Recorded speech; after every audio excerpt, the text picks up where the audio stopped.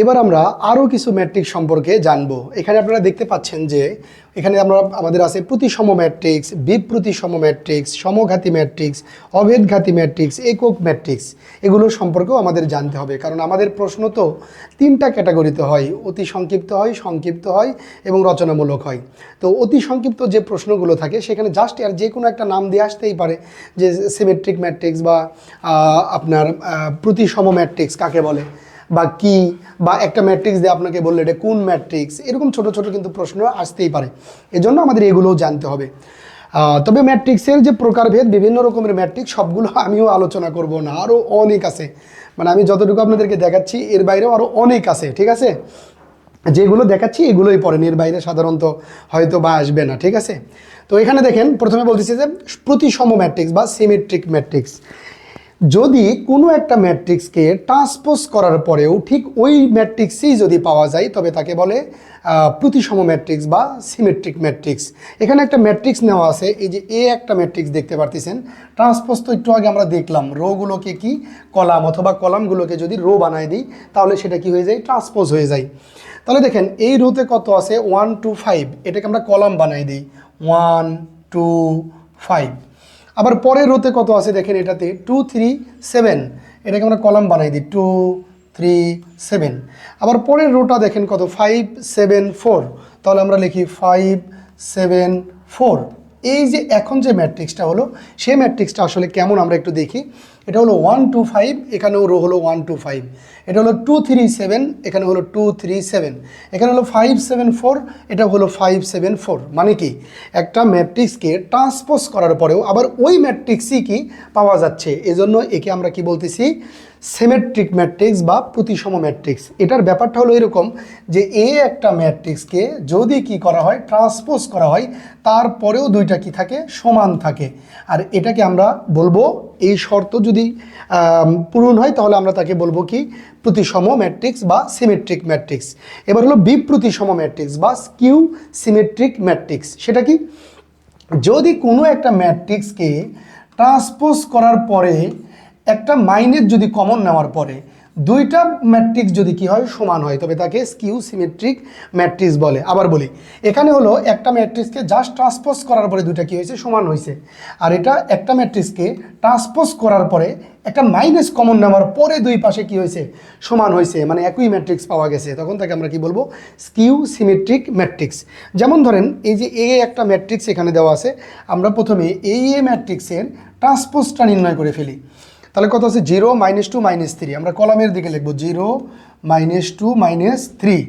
এরপর হলো 2 0 4, তাহলে আমরা লিখবো এখানে 2 0 4। রোগুলোকে কলাম বানাই দিচ্ছি। এবার হলো 3 -4 0, তাহলে আমরা লিখবো 3 -4 0। ঠিক আছে? এটা হলো আমাদের আরেকটা, এটা হলো ট্রান্সপোজ ম্যাট্রিক্স। এখন আমার কি করতে হবে? একটা মাইনাস কমন নিতে হবে। তাহলে আমরা দেখি, একটা মাইনাস কমন নিই, এটি একটা মাইনাস কমন নিই। ম্যাট্রিক্সের ক্ষেত্রে কোনো একটা কিছু কমন নেওয়া মানে সকল ভুক্তি থেকে কমন নেওয়া। কোনো একটা ভুক্তির সাথে গুণ করে দেওয়া মানে সকল ভুক্তির সাথে কি করে দেওয়া? গুণ করে দেওয়া। তাহলে আমরা এখানে প্রত্যেকটার সাথে একটা মাইনাস কমন নেব। এগুলো থেকে যদি মাইনাস কমন নিই তাহলে কি হয়? 0 তো 0ই থাকে, এটা হয়ে যায় -2, এটা হয়ে যায় -3। এটার থেকে যদি একটা মাইনাস বের করি তাহলে কি হয়ে যায়? এটা 2 হয়ে যায়, তারপরে 0, এটা 4 হয়ে যায়। এখানে যদি -3 থেকে এই রো থেকে একটা মাইনাস কমন নিই তাহলে হয়ে যায় কত? 3, এটা হয়ে যাবে কত? -4, আর এরপরে কত? 0। ঠিক আছে? একটা কি করলাম? মাইনাস কমন নিলাম। তো আবার যদি মাইনাস দ্বারা গুণ করি তাহলে কিন্তু আগেরটাই হবে। মাইনাসের কারণে গুণ করে 0, মাইনাসে মাইনাসে কত? +2, এই যে +2, মাইনাসে মাইনাসে +3, এই যে দেখেন +3। মাইনাস দ্বারা গুণ করলে আবার আগেরটাই হবে। এখন একটা মাইনাস কমন নেওয়ার পরে ম্যাট্রিক্সটা কেমন হলো আমরা দেখি। ম্যাট্রিক্সটা হলো 0 -2 -3, এখানেও আছে, এই যে মূল ম্যাট্রিক্সেও আছে 0 -2 -3। এখানে আছে 2 0 4, এখানেও আছে 2 0 4। এখানেও আছে 3 -4 0, এখানেও আছে 3 -0 4, 3 -4 0, 3 -4 0। মানে কি, যে আমার প্রথমে যে ম্যাট্রিক্স ছিল সেই ম্যাট্রিক্সকে প্রথমে আমি কি করলাম? ট্রান্সপোজ করলাম।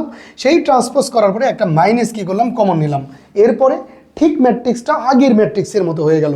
এই যে এইরকম ম্যাট্রিক্সগুলোকে আমরা কি বলবো? স্কিউ সিমেট্রিক ম্যাট্রিক্স বা বিপ্রতিসম ম্যাট্রিক্স। তাহলে আমরা শর্তগুলো কিন্তু মনে রাখবো।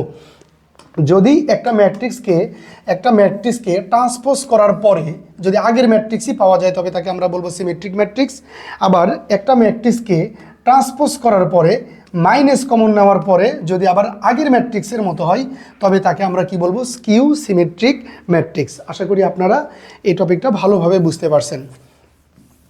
এরপরে আমরা দেখব সমঘাতী ম্যাট্রিক্স।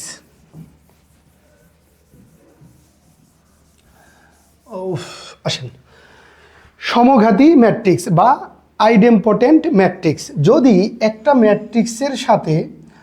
ম্যাট্রিক্সকে ঠিক ওই ম্যাট্রিক্সের সাথে যদি আবার গুণ করা হয় এবং গুণ করার পরে যদি আবার ওই ম্যাট্রিক্সই পাওয়া যায় তবে তাকে বলবো আমরা কি, সমঘাতী ম্যাট্রিক্স। সমঘাতী ম্যাট্রিক্স, ঠিক আছে। তো এটা আমি এক্সাম্পল দিয়ে এখন দেখাচ্ছি না, কারণ এই যে একটা ম্যাট্রিক্স আর একটা ম্যাট্রিক্সের সাথে গুণ করতে হবে, এই গুণটা আমাদের পরবর্তী টপিকে আছে, মানে সামনে আছে। এই গুণটা আমি এখানে শেখাচ্ছি না, যার কারণে এই এক্সাম্পলটা দিতে পারতেছি না। শুধু মনে রাখেন যে কোনো একটা ম্যাট্রিক্স, যেমন ধরেন এরকম হতে পারে যে এই একটা ম্যাট্রিক্স হলো, মনে করেন এখানে কিছু আছে মানে কিছু একটা আছে। এখন এই ম্যাট্রিক্সটাকেই এ গুণন এ যদি করি, মানে হলো এই ম্যাট্রিক্সেই কিছু কিছু কিছু কিছু, আবার ওই ম্যাট্রিক্সেই কিছু কিছু কিছু কিছু, এই দুটো ম্যাট্রিক্সই যদি কি করি, গুণ করি, করার পরে যদি ঠিক আগের ম্যাট্রিক্সই যদি চলে আসে, এই ম্যাট্রিক্সটাই যদি চলে আসে তবে তাকে আমরা কি বলবো, তবে তাকে আমরা আইডেম্পোটেন্ট বা সমঘাতী ম্যাট্রিক্স বলবো। এবার হলো অভেদঘাতী ম্যাট্রিক্স। কোনো একটা ম্যাট্রিক্সে সেই একটা ম্যাট্রিক্স ওইটার সাথেই গুণ করার পরে যদি একটা আইডেন্টিটি ম্যাট্রিক্স তৈরি হয়, মানে একটা ম্যাট্রিক্সের সাথে একটা ম্যাট্রিক্স ওই ম্যাট্রিক্সের সাথেই গুণ করার পরে যদি একটা আইডেন্টিটি ম্যাট্রিক্স তৈরি হয় তবে তাকে আমরা বলবো কি, ইনভলিউটরি বা অভেদঘাতী ম্যাট্রিক্স।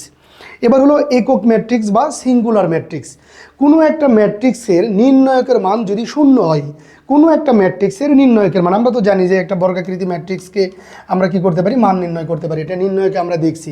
কোনো একটা ম্যাট্রিক্সের নির্ণায়কের মান যদি কত হয়, শূন্য, তবে তাকে আমরা সিঙ্গুলার ম্যাট্রিক্স বলতে পারবো। কি ম্যাট্রিক্স? সিঙ্গুলার ম্যাট্রিক্স বলতে পারবো। এ পর্যন্তই মোটামুটি থাক, আর খুব একটা বেশি ম্যাট্রিক্সের প্রকারভেদ নেই। এরপরে আমরা ম্যাট্রিক্সের পরবর্তী টপিকগুলো পর্যায়ক্রমে আমরা জানবো, ঠিক আছে। ধীরে ধীরে জানার চেষ্টা করব ইনশাআল্লাহ।